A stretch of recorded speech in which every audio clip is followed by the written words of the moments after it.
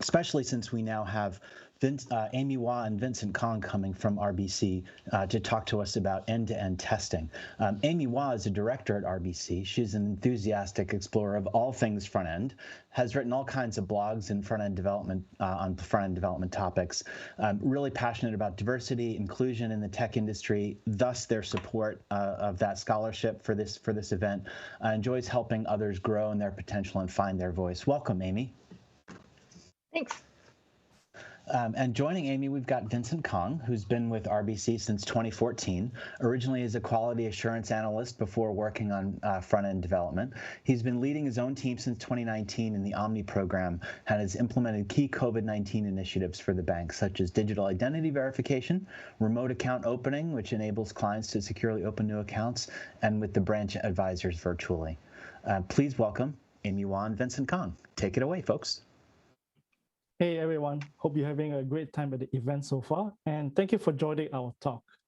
So, as mentioned, I'm Vincent, and joining me is Amy, and we are both front-end chapter leads within the RBC digital space. Our topic today is about end-to-end testing, which hopefully will result in less bugs and allow you to build faster within your application. So let's begin.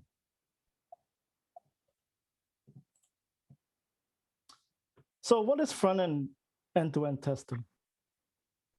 It's pretty much a methodology of testing your application workflows from start to finish using real-life scenarios. We want to ensure that the UI application behave as per the requirements that were already built. And we also want to test against actual and all mock backend services as well. Some of you may be familiar with the testing pyramid, and here's a particular version that was created by Martin Fowler. As you can see at the top of the pyramid, you have the UI or the end-to-end testing, followed by the service or integration testing, and lastly by the unit testing. On the left side of the pyramid, you can see that there's like a turtle and a hare chart, where in the UI space, it takes some time to run the testing, and then the unit testing is the quickest to complete. And on the right side of the pyramid, you can see the cost in terms of running the test. For the UI, it takes the most cost in terms of like developers and time to maintain and to run the tests, and then followed by the service and the unit tests at the end. So to summarize, end-to-end testing requires some time and also maintenance to get it to work. The larger your application is, the more critical or happy path that you have to test against. Due to the above criteria, we only recommend that you will test the high value scenarios that were specified within your application, like the most critical, the most happiest path if possible. However, more and more companies these days are turning towards end-to-end testing framework. Here are some of the examples that we have gathered that are using Cypress and or Playwright as well. Some of the major companies that you can see here are, for example, PayPal, Disney, DHL, Adobe, Microsoft, and many, many more. So why would you do front-end end-to-end testing? As Vince mentioned, there's a bit of a cost and maintenance involved in writing end-to-end test. But as more developers and teams work on the code base, it's really easy to introduce things like regression bugs. And end-to-end testing in your front end can help catch these regression bugs. And the other thing is, you want to have confidence with your continuous integration. So automating your end-to-end tests in the front end can be part of your continuous integration pipeline, such as in your GitHub Actions pipeline, so that you know that the flows of your applications covered by those end-to-end tests are not broken before merging new code to production. The other thing is, a lot of developers maybe manually do regression testing. So instead of doing them manually, you can automate these front-end end-to-end tests to test regression errors so that you can save some developing time by catching these regression errors earlier and allowing developers address them faster. Also, there's certain gaps that unit testing integration tests can't cover. So one example would be testing the navigation of your application. This is a good example to be using front-end end-to-end testing to cover those scenarios. And of course, your customer is going to have an improved customer experience because now you're pushing code to production, knowing that you're not going to break, say, your critical flow or happy flows of your application. And then lastly, your application may be for a regulated industry where there's audit that has to be done. So having these end-to-end tests can actually create reports that you can save as audit records that your code has been tested before merging into production. So there's different end-to-end testing frameworks out there, and a really popular one amongst the testing community is Selenium WebDriver, as you can write the tests in different languages like Java, Python, C#, and even JavaScript. But I'm going to focus more on the JavaScript testing frameworks and libraries for front-end end-to-end testing, just because in the front-end community, most developers are familiar with JavaScript, and it's easier for front-end developers to pick up one of these frameworks or libraries to start end-to-end testing. So in the next slide, I'm actually going to show everyone the 2021 survey results on the usage of JavaScript testing frameworks and libraries that is conducted by the site State of JS. So as you can see, this survey asked, what JavaScript testing framework and libraries people are using in their applications. And there's a mix of unit testing framework and libraries there, and also end-to-end testing frameworks there. One thing to note is that any JavaScript testing framework that has less than 10% awareness from the survey respondents were not included here. So for example, there's other end-to-end testing frameworks and libraries such as Selenium, Test Cafe, Protractor, etc., that didn't make it on this chart. So if you take a look at this chart, you can see that around 2019, folks started using end-to-end testing frameworks like Cypress and Puppeteer. And then as the years went on, there was increasingly usage of front-end end-to-end testing framework, which added other libraries like WebDriver IO and Playwright more recently.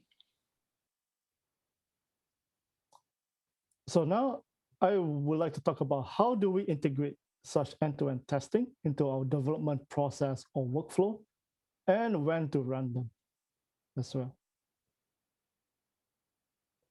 So typically within our teams, we run unit and integration tests when we are, as pre-hooks before pushing our changes into our feature branch. And typically these are executed as well when you raise the pull request from your feature branch into the main release branch. We run end-to-end testing on a very regular basis, but again, as recommended and mentioned in the testing pyramid, we don't recommend that you run too many test cases because it takes a bit of time and effort to maintain and to run them. We typically update the end-to-end test script when new critical changes are introduced into the application. This not only covers the testing of the new feature to make sure that it passes, your application does not break, and it also covers regression testing at the same time as well. We normally run the test locally, and we use the framework watch functionality if the framework supports it. For example, with Cypress, it has an editor that you can keep it open and watch against your spec files. And when you make changes against your application, those spec files will be rerun automatically to verify and to check if your changes are breaking the test scripts.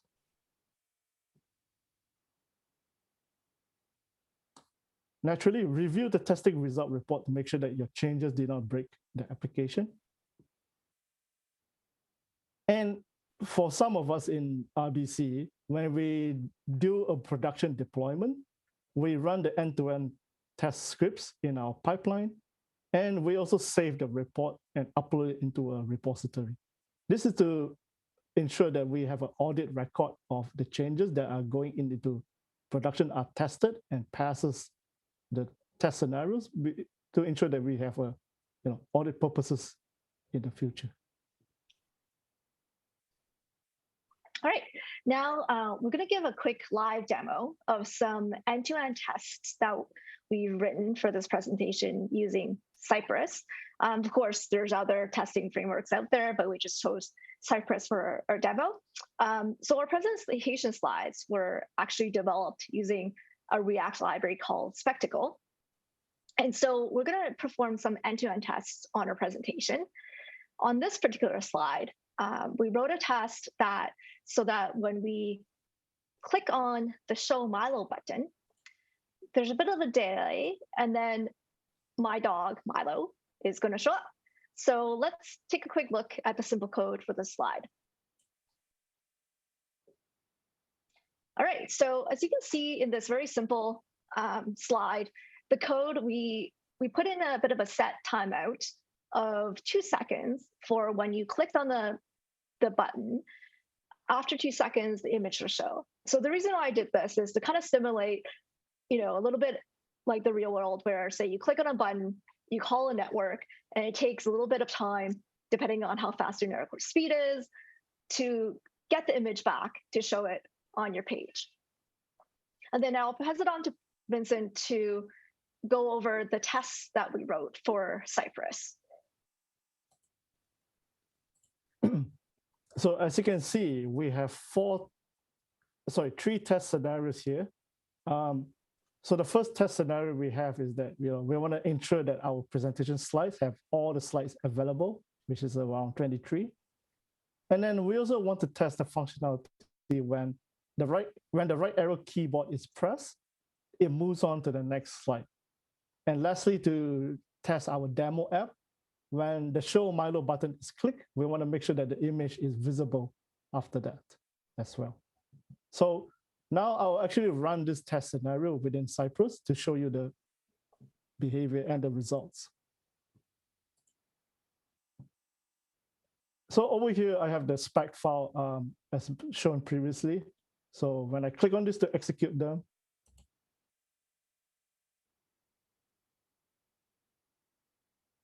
you can see that all 3 test scenarios have passed.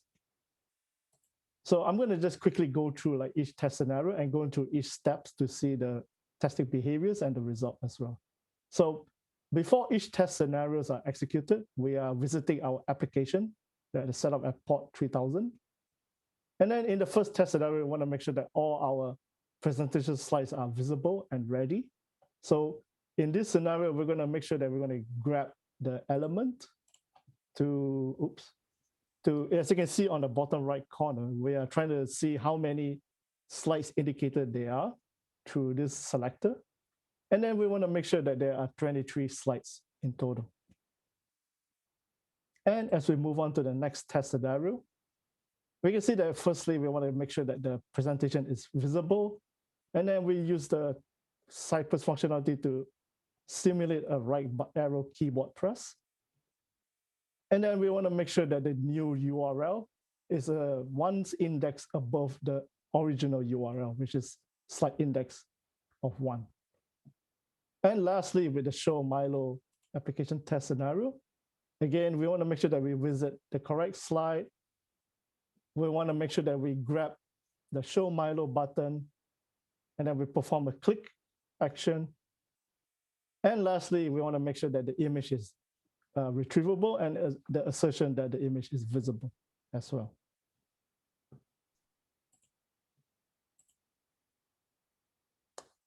So I would like to talk a little bit about best practices when writing about Cypress script, because this is the framework that we are using in our presentation.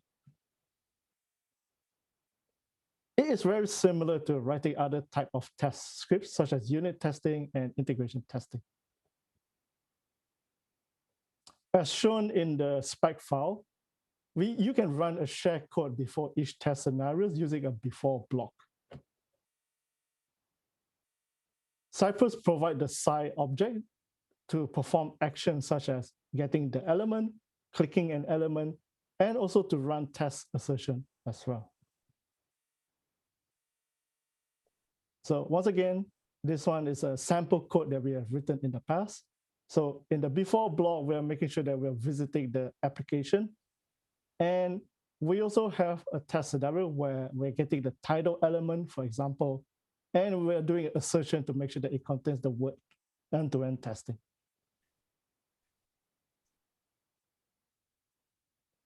So some of the best practices that we would like to share is that only make assertion on a text content if it's crucial for your application.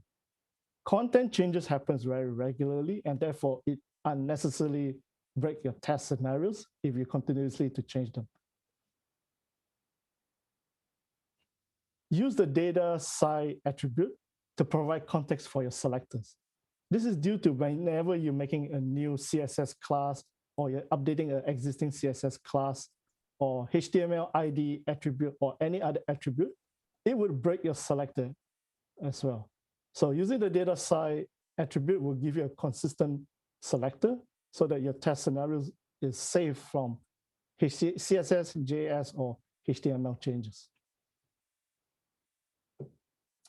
There is a wait method as well, which is provided by Cypress so that you can wait some milliseconds before performing the next action. However, in Cypress, you almost never need to use the wait method. And as you can see in our Show Milo demo app, where there's a 2-second delay before the image shows up, we didn't really use the wait 2 seconds before we retrieve the image element. This is because the Cypress selectors have a built-in retry functionality and will continuously to poll against the element until it appears or until it has timeout.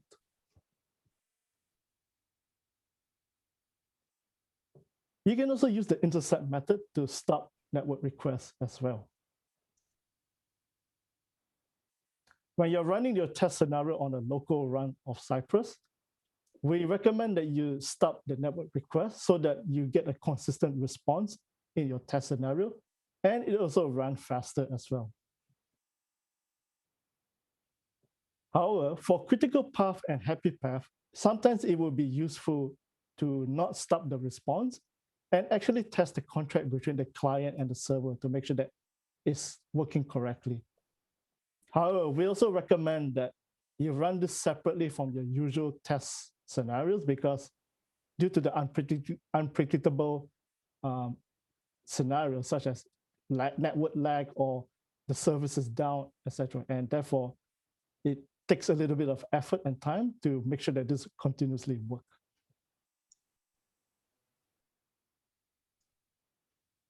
Cypress also by default clicks on the center of the element. However, you might see some failures if the clickable area of the element is not at the center of the DOM. You can change this behavior by changing the click event position in those instances. Here's a link from Cypress that you can change the click event behavior and to see how you can change and capture and ensure that you don't see those failures when the clickable area is not visible. There are many more best practices, but there's too many to cover in this topic. So we recommend that you visit cypress.io to see what are their best practice references as well. All right, so every developer probably has ran a test and it fails. And they're wondering, hey, did I just break the code by introducing some new code? Or is it just a flaky test? I'm sure a lot of people have ran into flaky tests in the past. And flaky tests, especially with end-to-end front-end testing, usually is really hard to troubleshoot because it usually happens in your pipeline during continuous integration when the tests are being ran automatically in your pipeline.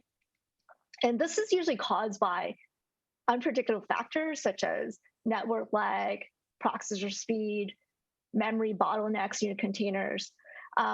So another thing that kind of costs flaky tests in front-end end-to-end testing is that test runners like Cypress, for example, performs user actions really quickly. So as you saw in the live demo, how quickly Cypress did all the user actions to test your application with. So for example, a test may be selecting an item from a drop-down box, but the application needs to do some calculations in the background to populate the drop-down items depending on certain conditions. But there might be a slowdown in the calculations that causes select item not to render yet on the DOM. But then the test is actually ready to try to find that element and click on that element. So then that test becomes flaky and it might fail. So just keeping in mind that things happen on the DOM asynchronously in milliseconds, even though it may appear to be instantaneous to the human eye. So some tips for flaky tests. So look for the element to make sure that it's rendered and visible before you actually perform actions on it, like clicking it or selecting it. And then make sure that the DOM element is not detached from the DOM. So sometimes the DOM element gets rendered on a page, and then somehow something happens, a render happens, or maybe you submit a form and it quickly refreshes the page. And so then the element becomes detached. So in those kind of race conditions, don't make assertions on that unattached DOM element, because that will also cause your end-to-end test to fail, even though that element really is there, but it's just that short period of time where it gets detached from the DOM and your end-to-end test can't find it. And then when you're navigating between pages in your application, it could take some time to load the JavaScript files or the HTML files. So make sure that everything is loaded before you actually make assertions in your end-to-end tests. The other thing to look for is that make sure if your application is making network calls, that your network response is actually received by the application if it affects the rendering of an element. Now, how do you make sure all these things happen?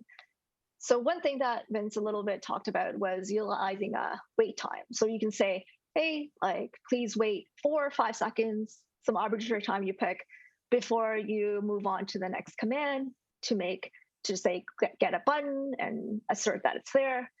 But it's not really that recommended, because you might not know what the exact timing when that element is going to appear, because that timing could be determined by different things like, network speed or your computer processor. So you might actually end up waiting for a lot longer than what your element takes to appear. So then you might actually be making your end-to-end test run a lot longer unnecessarily. So a little bit of a better way to do it is utilizing retry commands if your test runner has this capability. So for example, with Cypress, there is a get command where you can target and get certain elements, but that is actually automatically retried for a number of seconds. The default is 4 seconds, but the user can actually change what that value is. But what it means is that it actually continuously look for that element, and say if the element appears within 500 milliseconds, it will actually move on before that 4 seconds is over to your next test. So that there's no unnecessary delay. And then as well, to make sure that your application has a network response, if your test runner has a capability of intercepting a network request, to make sure that the response is successful, may have the status 200, and that you actually have all the data you need before you make any assertions on the DOM. If you want to understand the Cypress test retry capabilities a little bit more, feel free to take a look at that link on their documentation that will dive a little bit deeper into this capability. And then lastly, share the document learnings with your team to avoid that similar flake in the future. So I know with our teams, we've come across a couple of different flaky test scenarios, and each of them are usually quite different and caused by different things. And so sharing those learnings help us not run into them and having to troubleshoot all over again with the same issue. So you're not reinventing the wheel. So as mentioned, there's different JavaScript end-to-end testing frameworks and libraries out there. Try a couple, see which one works for you, your team, and your organization. It can actually really help your team build faster and also squash bugs. Thank you so much for listening to our presentation. And if you have any questions, feel free to reach out to myself or Vince. And after this presentation, RBC is actually doing a recruitment event. So feel free to drop by and say hello. Me and Vince will be there, and we would love to meet everyone here. Thank you. Thank you. That was awesome. Thank you both so much. There are so many questions rolling in. So first and foremost, I think we know Milo. We got that down. We know who Milo is. What's the name of the other pup? Remind us again. Oh, the one in the Flaky Tests? Yeah. The Flaky, yeah. So that's actually an image from Unsplash that we got. So it is somebody's pup, but not sure whose pup it is. Yeah, but they're both very cute, for sure. Well, just putting it out there. If you need Leo to stand in for some future slides, he'd be happy to pose for you. He's also likewise against flaky tests. Does not like that at all. No, nobody likes flaky tests. So on to more relevant topics. Well, what could be more relevant than good pups? When architecting a new feature and you're working with a whole bunch of teammates, everybody's kind of contributing their own pieces and parts of it. At what point should you introduce that kind of end-to-end testing? Is it something that would make sense to wait until it's feature complete, or would you recommend actually trying to integrate tests for each little piece as they go? Yeah, I can take this one. So the best practice is really to keep on top of the end-to-end test. So don't leave it until your application is built to start building this end-to-end test, because that's when it actually becomes quite overwhelming. Because as we all know, after a month of not touching the same code, you kind of don't remember what you worked on or where things are. And so then it makes your end-to-end test a bit harder to build, right? Because now you have to go back to your code and be like, oh, what happened here? And where's this element? Where's this code? Whereas if you actually build on top of your end-to-end test continuously, it's actually a lot faster because you're already building that feature. You know exactly where things are and you know how things work. And when you're writing the code, it just helps you write that a little bit faster. That's great. Thank you. I'm wondering actually if we could sort of add to that a little bit in terms of the kinds of testing that you would incorporate. How easily can you add in things like accessibility testing? So that's a great question, actually. So, unfortunately, I do not think that Cypress, you can test accessibility at this time in that particular framework. But I know there's other frameworks that you can integrate or libraries into your pipeline where you can do automatic accessibility testing. So I'm not sure if end-to-end testing is really like the place where you would do accessibility testing, but there's definitely different libraries and frameworks that you can integrate into your pipeline to do accessibility testing as well. That's fair. And so there were a few different comments about using the data attribute. And what I really like about that is it gives you something that is much more concrete to hang on to. I mean, so if you know that naming. One question was around the naming of it specific to Cypress. Is there anything magic about data-sci, or could you really name them whatever you want as long as you do something consistent so you can reference it in a common way? So maybe I can take this one. Yeah, there's nothing magical about the data-sci attribute. So it's just to provide something consistent, and it's recommended by Cypress so that you know that what this attribute is meant to use for. Right. Sometimes you use another naming convention, and then and some other developer might not know what that is used for, and therefore you want to keep things consistent and simple. Right. No, that's fair.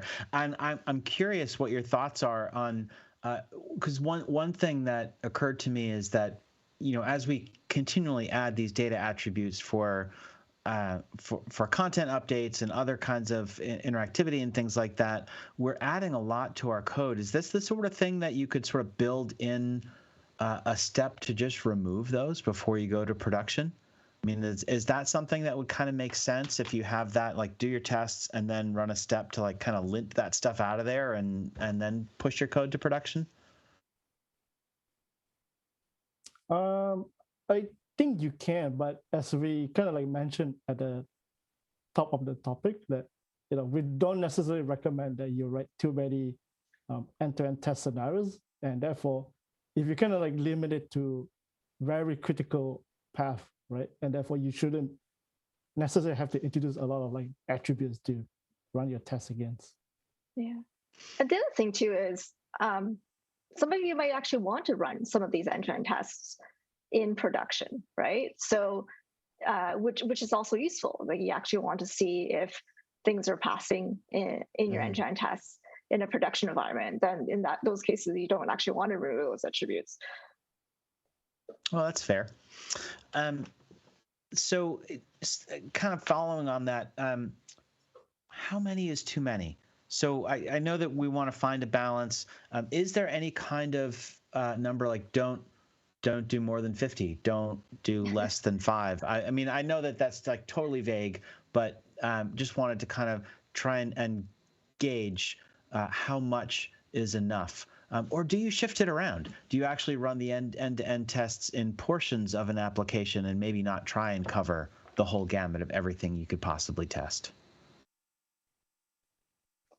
Yeah, so I think, there's really no, hard and fast numbers, just because it depends on your size of the application.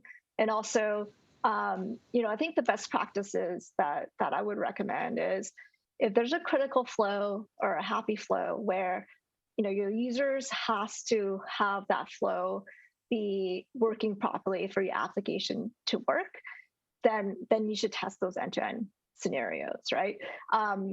Some things like maybe certain error handling that's already covered by unit tests. You don't need to cover those kind of scenarios, or maybe there's scenarios where maybe not many users actually go into that flow, and it's not really critical to your applications. You might not test those if you want to keep your tests a little bit smaller and more maintainable. No, I know you touched on some of the reasons why you liked Cypress, but one of the questions from Ibeth was about why you chose this one over other end-to-end testing frameworks. Was there a particular thing about Cypress that really kind of drew you to that particular solution? Yeah, I guess I could take that one. So yeah, no, like I'm sorry, I should be directing this a little bit better.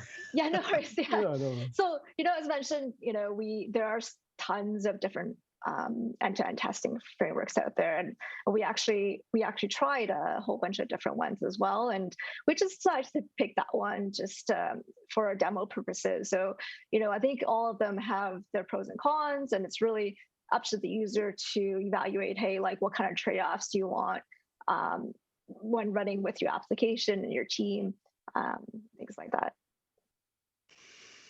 And so how about with does the platform for delivery have a big impact on this? Is this something that really is only useful for testing web applications, or is it something that you could in theory integrate into a native mobile app scenario?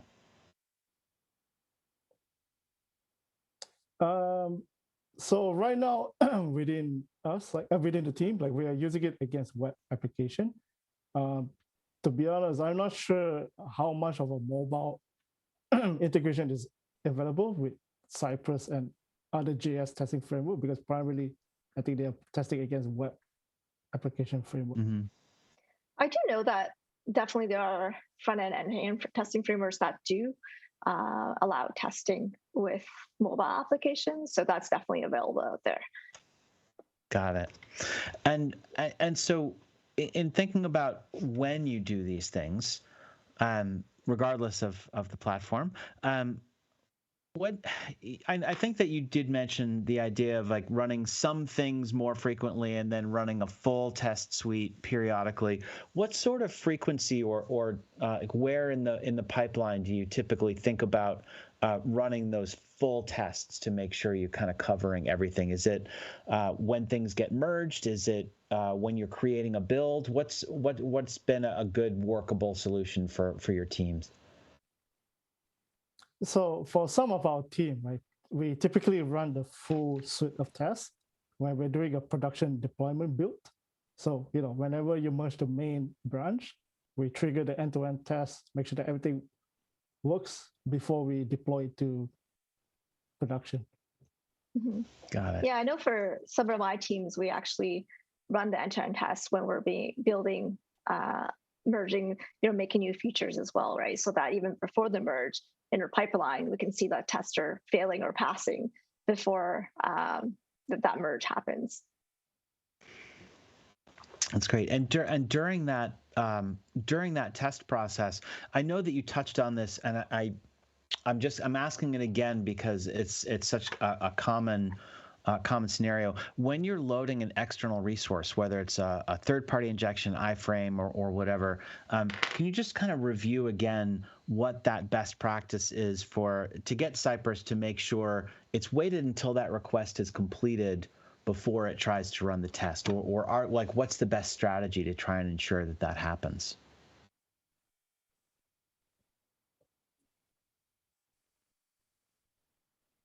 Vince, do you want to go? Yeah, sure. So as mentioned, right, the Cypress get element has a built-in retry period. So I think you obviously can adjust it based on your particular testing scenario. Like for example, if you feel like a third-party injection is taking a longer time than the usual element to appear, you might adjust the retry period to a longer period of time to ensure that your selector will be successful when the third-party injection does happen.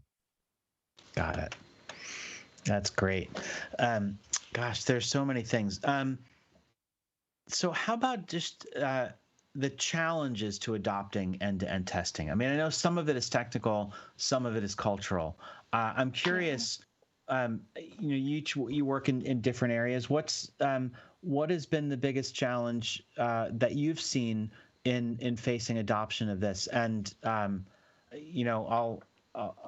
guess I'll pick. I'll say Amy. Why don't you go first? Sure.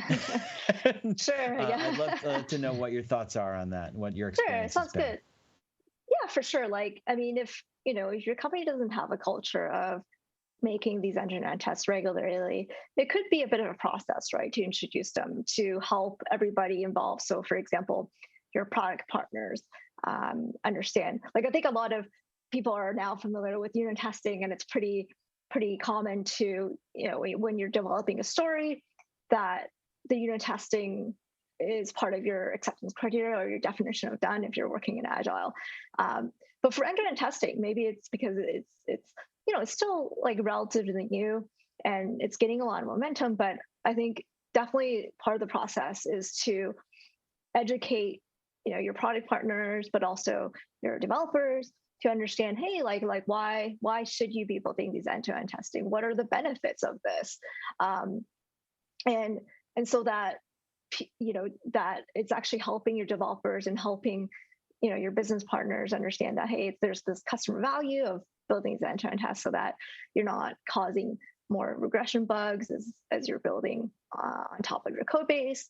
And then also maybe not every developer is familiar with front-end end-to-end testing. So really maybe having training sessions, with your team so that people can get up to speed on what are the best practices of writing end-to-end tests. Because the whole flaky test thing can really deter people from using end-to-end tests because they're like, oh, well, it's not really catching my ears because sometimes it's just flaking. But there are definitely things to watch out for to help your test not flake as much, so that people have a lot more confidence in it, and that you're actually utilizing them to benefit, your customers, your business partners, as well as your developers. Mm-hmm. So for myself, right, I guess the biggest challenge is the adoption and also maintaining the test scenarios. So as you know, we are always doing continuous delivery, continuous integration, and therefore, we always have this a motto of I got to deliver this as fast as possible, and therefore, sometimes you overlook the test scenario and any new changes you introduce will probably break those as well.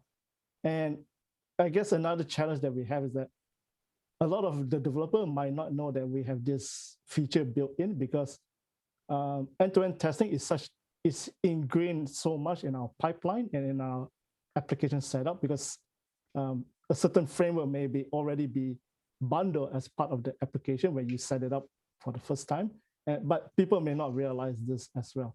So culturally, what we have done so far is that we introduce this definition. We introduce end-to-end testing as part of our definition of done for our user stories, so that you not only you have to complete the feature, you have to make sure the features are working as expected, but you also have to ensure that the end-to-end testing are done and are passing as well.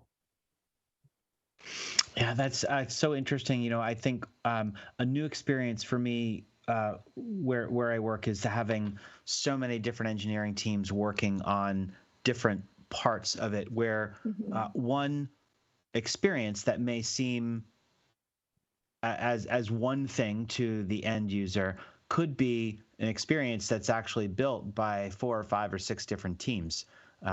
Somebody building the navigation application, somebody building the checkout process, somebody building something else.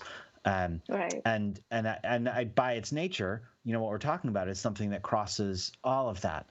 So in that kind of scenario, whose responsibility is it to write those tests and maintain them? Yeah. No, that's a really good, question, because you're right, especially with a lot of these modern applications, they get so complicated that one team might be responsible for one section and another team is responsible for one section. And your end-to-end test, you're really wanting to test across all those components and scenarios. And right. For us, it's really it's all the team's responsibility, right? So there could be pairing sessions between different developers and different squads that get together and actually write out those end-to-end testing, or there might be modding sessions where maybe you have 4 developers that are there to write that end-to-end test, or maybe it's one team writes one section and then you pass on to the next team, you write the next section, pass on to the next team, write the next section, and then at the end all 4 teams or how many teams kind of review it together to make sure that everything is actually covered with that whole flow of the application. But it's also a really good way, actually, for your other teams to understand what's happening, in the application parts that they didn't build, which is also, I think, very valuable as well. I totally agree. And so finally, I know we're running out of time, but seeing this and how it fits when you have a QA team. So you've got the automated stuff and then you've got the manual stuff. How do you see those fitting together? Is that something that maybe that's the team that looks at the end-to-end tests, or like what? How do you see those kind of functions fitting together? So ultimately, I think that if you have a dedicated QA team, it's obviously an opportunity for them to enhance their skill by learning how to write and maintain automated end-to-end testing. Ultimately, it's a collaborative effort, I feel. That's great. I can't thank you enough for sharing all of this stuff. I know we could probably go on for another hour talking about this, but I think we've got to get ready for a break, and we've got to make sure people can get over to that RBC recruitment event. Amy, Vincent, thank you so much for sharing so much knowledge. That was really fantastic. I know there were a bunch of people just writing that in the chat, how much they appreciate this, especially learning about Cypress specifically. So that was really good stuff. Thanks again.